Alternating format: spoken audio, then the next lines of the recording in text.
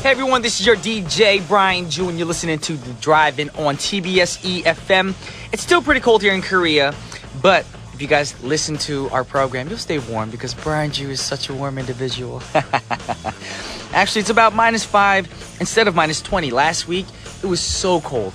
Like literally, you would have to wear thermals underneath your clothes just to stay warm. But me, I'm against thermals. So yes, that's just my choice. But anyways, don't let the cold weather bring you down. Just smile, listen to The Drive-In, and we'll bring you back up on your feet. If the cold weather is your only problem, then you're doing all right. The cold weather, you'll get over it. It's going to get warm soon anyways. It's going to be better days very soon. So speaking of better days, we're going to play a song. Actually, the song is called Better Days, not from Better Days.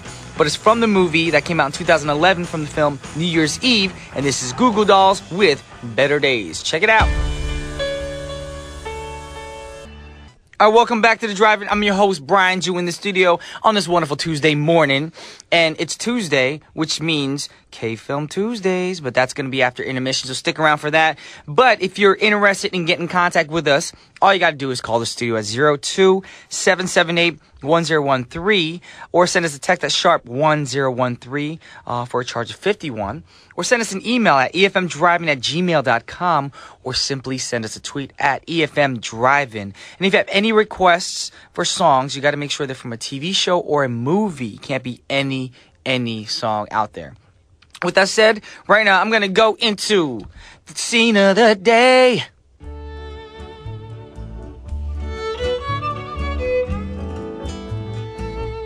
All right, I have a question for you guys. What is the meaning of life? And that's a question that we all have to answer for ourselves. But there have been a few movies out there that have tried to answer it for us, yes. And if you saw The Hitchhiker's Guide to the Galaxy, then you know that the answer to the ultimate question of life, the universe, and everything involved is 42.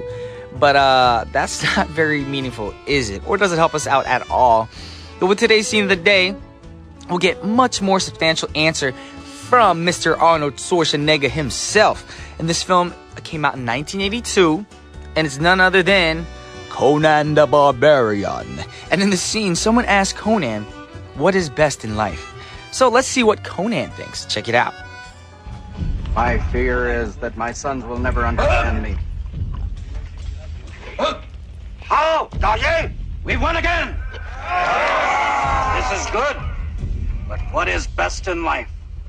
The open steppe, fleet horse, falcons at your wrist, and the wind in your hair. Wrong! Conan, what is best in life? To crush your enemies, see them driven before you, and to hear the lamentation of their women. That is good. That is good. OMG, Conan is not kidding. He is hard to the freaking core. And now this kind of attitude is not going to win Conan any favors with any feminists out there. But what does he care? He's a barbarian and he lives in a world that is nearly prehistoric. And this is probably Arnold Schwarzenegger's first major role, but I'm not sure we can say it's his breakthrough or breakout role. And that was in the Terminator in 1984. I think that was his whole breakout role. Everyone knew who he was. However, he did get a lot of exposure from this film. And we can listen to a song from this film right now. The movie music is very important to the overall feel of the film. I'm like stuttering today. It's too cold. And this song gets you in the mood of death and destruction, just like the movie did. So here's Anvil of Crom from the Conan the Barbarian soundtrack. Once again, that was from the Conan the Barbarian soundtrack with Anvil of Crom.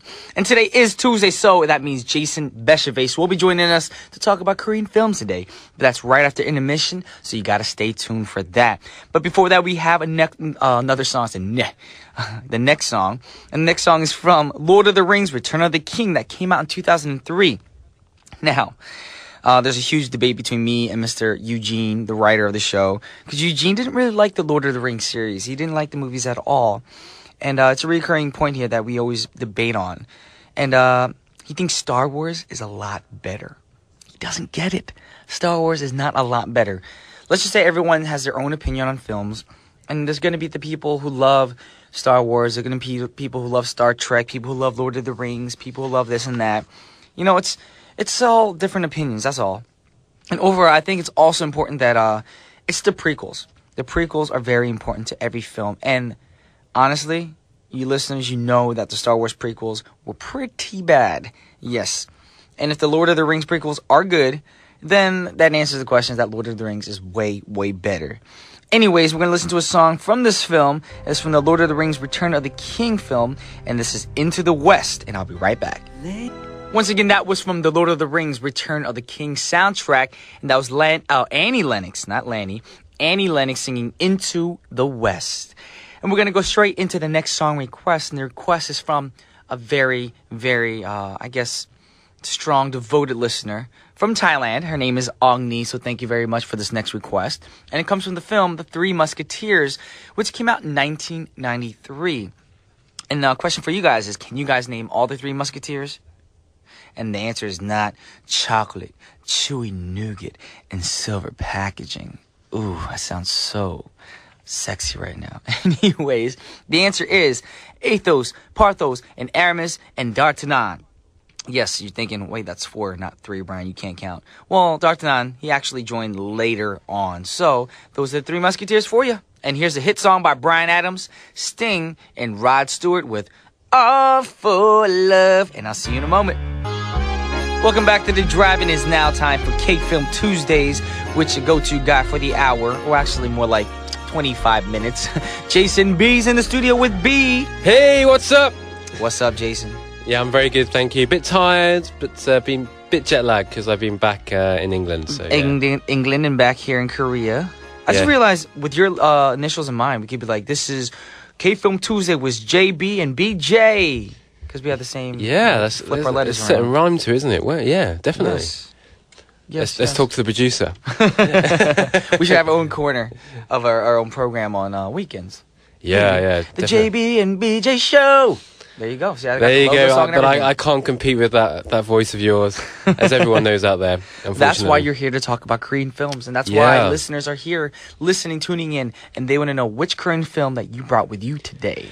Okay, so I brought in a bit of a classic today, Shiri, which was made back in 1999. So that's quite a long time ago, almost 16 years ago. So it was released on 13th of Feb 1999, quite a while ago. But it is a classic, and it's a very important movie because it basically was the beginning of what we now know as the Korean kind of blockbuster.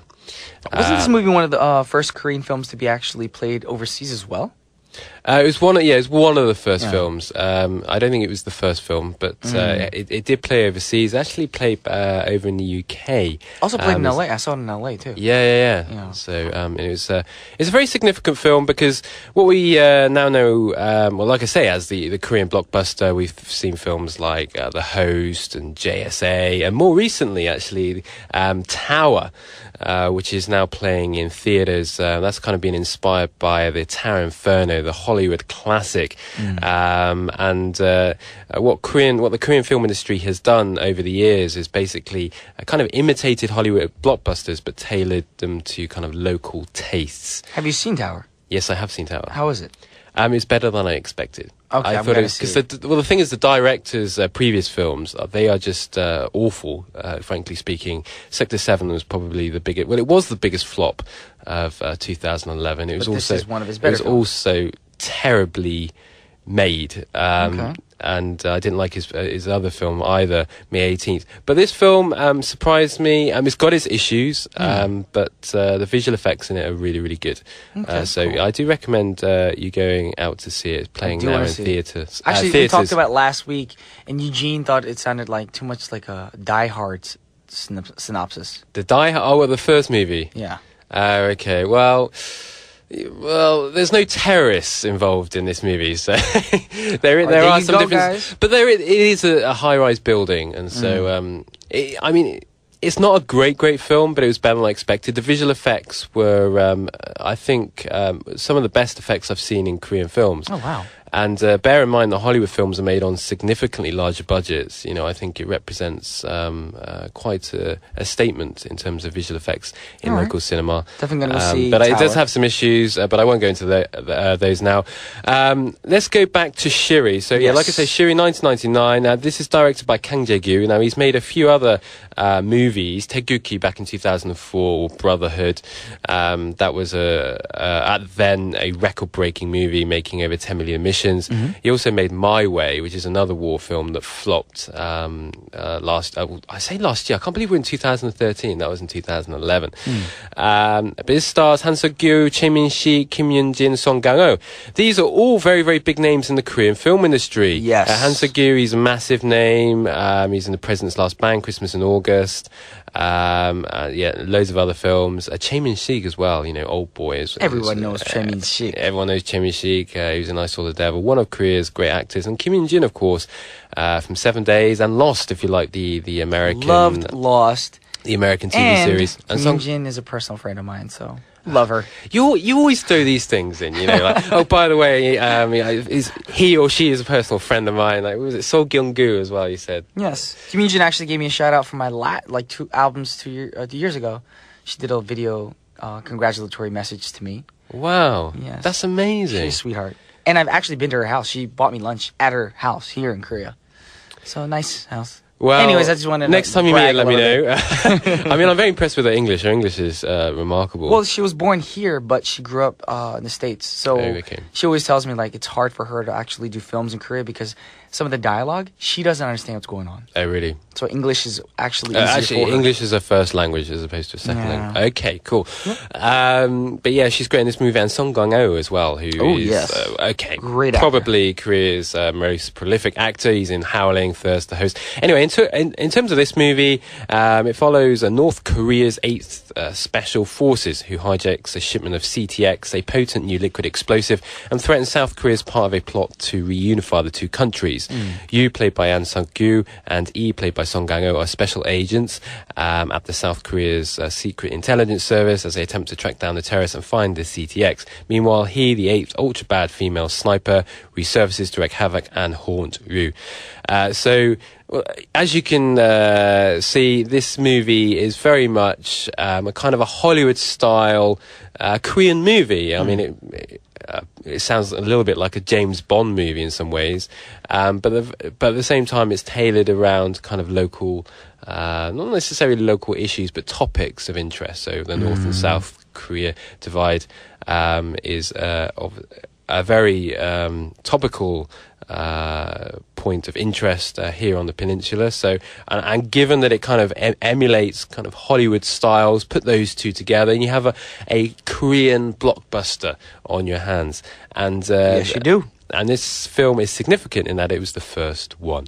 So Korean films thereafter, not all of them. It's not fair to say all Korean films look different as a result of this film, but certainly there was definitely a shift towards kind of Hollywood style movies, which culminated in 2006 with The Host. So, and then the industry declined a little bit, but it seems to be coming back. I mean, last year or the year before, it was more low budget movies that tended to do well. But last year, we've seen prolific films, things like The Thieves, Werewolf Boy, and now Tower, which kind of borrow Hollywood ideas and they tailor them to local audiences, so they're doing very, very well indeed.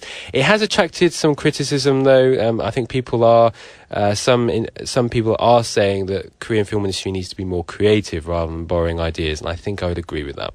That is true. More originality is very important for any country, in any film. But absolutely. But I think you have to commend the industry for basically beating Hollywood at its own game. You know, the Hollywood blockbuster, which began with Jaws, the idea behind that was to basically mass market a single movie like Jaws, and then put it on loads of screens and then dominate the industry. And what happened in some other local industries is it killed it off. In the UK is a good example. We don't really have a local industry per se. We're very much reliant on Hollywood. But Korea has basically said, okay, we're going to beat you at your own game, so we'll emulate your films and make them very, very popular so we can compete with Hollywood films. So wow. There you go, Korea. You do your thing. With that said, we have to sing, not sing. Could you imagine if we had to sing the songs ourselves? We actually hear a song from the film. And this is When I Dream by Carol Kidd. Check it out, y'all. That was from the shitty original soundtrack, and that was Carol Kidd with When I Dream. Great song. Yeah, it's very nice, isn't it? I was listening it onto the internet. It's a nice song, but the only problem is, since it's so early in the morning, for me, of course, if I was driving, I'd be like, kind of like doze off or something. But it's a great song still. Great song. Yes. So right now we're going to talk about some movies that are coming out this week in Korea. Yeah, there's a few films coming out. There's 3 films. The first one that's worthy of mention is Cloud Atlas. Now, this is not a Korean movie, but it stars Bae Doona. Now, Bae Doona is a Korean actress. I see her every once in a while.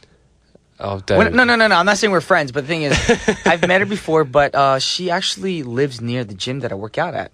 So really? Once in a while when I'm going into the gym, I see her at the bank getting money out in her car. And then one time she had her window down in the summertime. I was like, wait, that's Bae Doona. I was like, oh. And I asked somebody, it's like, yeah, she lives around here. I was like, okay. Just little facts. You certainly live in the right neighborhood, that's for sure. But yeah, she's a great actress. She's been in films like Take Care of My Cat, Sympathy for Mr. Vengeance, and more recently Korea. And so, yeah, she's in this movie directed by the Wachowski siblings, should I say. They made the Matrix films and also Speed Racer. And Speed Racer 2 starring Rain, so there is that kind of Korea connection. Also directed by Tom Tykwer. And the film consists of 6 episodes of very different worlds and times that ultimately come together. And she is in the kind of the Soul episode, which represents the future. So she, together with Jim Sturgis, who actually plays the Korean character, which is a little bit odd because he had to put about 6 hours of makeup on. Jim Sturgis plays a Korean? Yeah. Wow.